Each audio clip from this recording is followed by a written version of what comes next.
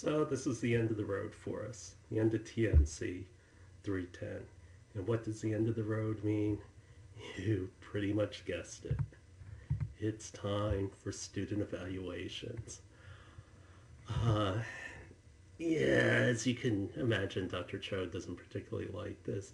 For those of you who have me in other classes, uh, you've pretty much heard the stories that this pretty much feels like what pastors feel like at the end of a sermon.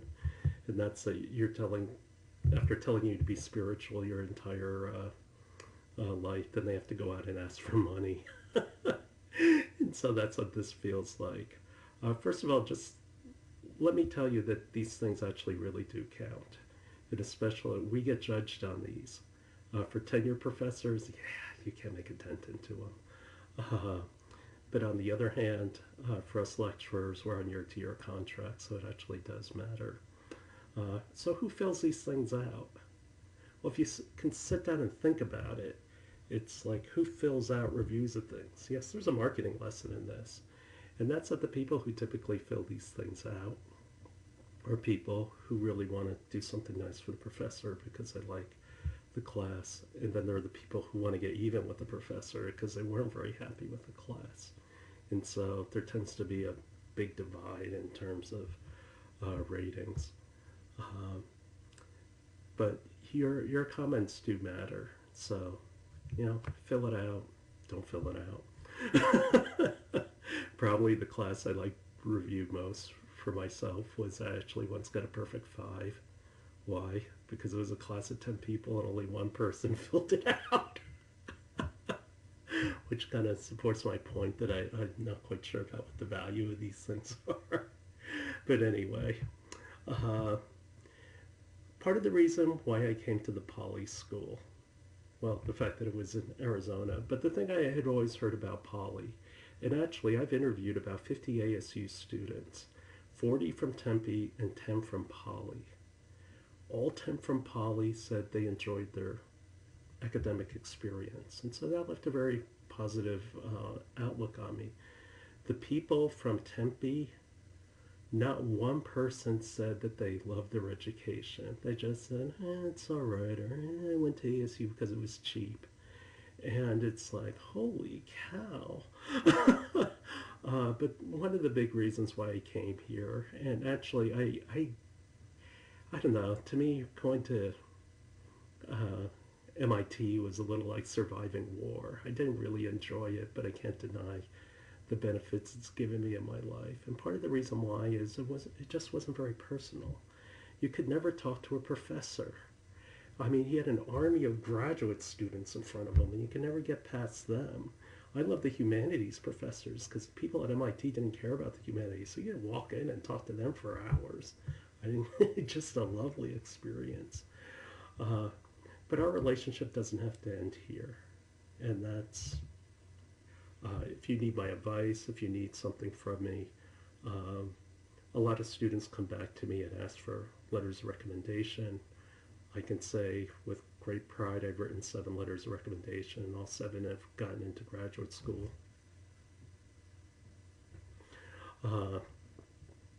I had one air management major. It was pretty funny. He asked me to write a letter of recommendation. I said, why are you asking me? Why don't you ask people in your major? And he said, well, Dr. Cho, I have a couple of those, but quite frankly, the reason why I'm asking you is after watching you operate, I am totally convinced that you are a consummate bullshitter and you'll do a much better job of selling me than my other professors. Hey, I couldn't argue with them. But anyway, actually a lot of students come to me and ask for career advice for this very simple reason. I've only been out of industry for 3 years and I was there for 28. And so you don't get that with the other professors. Instead, you get somebody who's been in academia for 28 years. And so I'd be happy to help you in any way I can. So I recently went to a conference in Boston, and it was really interesting because I asked professors, why do you teach? Meaning you have to have a vision statement, right? If you have a business, what's your vision? What's your mission? And I was absolutely stunned when they just said, well, we're here to make them better entrepreneurs, or we're here to teach them this course and all. And I said, but you're giving them an education. If we're just giving you training classes, then yes, that's the right answer, that you're learning a particular skill. But this is what I learned from my wife, who was an outstanding teacher until those high school kids drove her crazy and then she went into marketing. But anyway, what my wife told me was, I don't teach a subject, I teach students. And so that's why with a lot of you, I've cut you breaks and things like that. Because again, I'm an industry guy. I treat you like the people who used to report to me. But my mission is first to help you find your voice. Unfortunately, in 6.5 weeks, I can't do that. Maybe if we have a prolonged relationship. And some students, I do have a prolonged relationship. Actually, some students who are now alumni have actually come to my house for dinner. I actually have some coming over tomorrow. Uh, and but finding your voice is about understanding who you are and what resonates with you, not what other people tell you to do. And that's the thing. A lot of people write their stories on you, and you adopt those stories. Uh, but helping you to find your voice and who you want to be. The next step in the process is realizing what your dreams are. What is it that you ultimately want to do?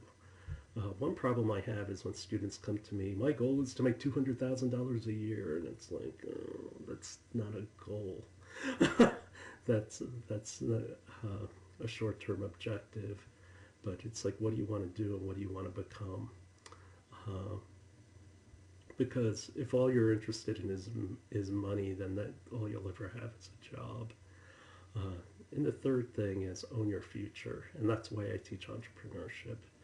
Because in this day and age, you can't rely on anybody. You can't rely on corporations to take care of you. You need to take care of you. And that's why Dr. Cho will always be here for you. And then you have to find what makes you happy. After a long stint in academia, in industry, I just got tired. And the one thing I can happily say is I really enjoy teaching all of you. This is the first job in my entire life that if I won the Mega Millions, I wouldn't quit my job. I'd still show up to work tomorrow. That it's not about money.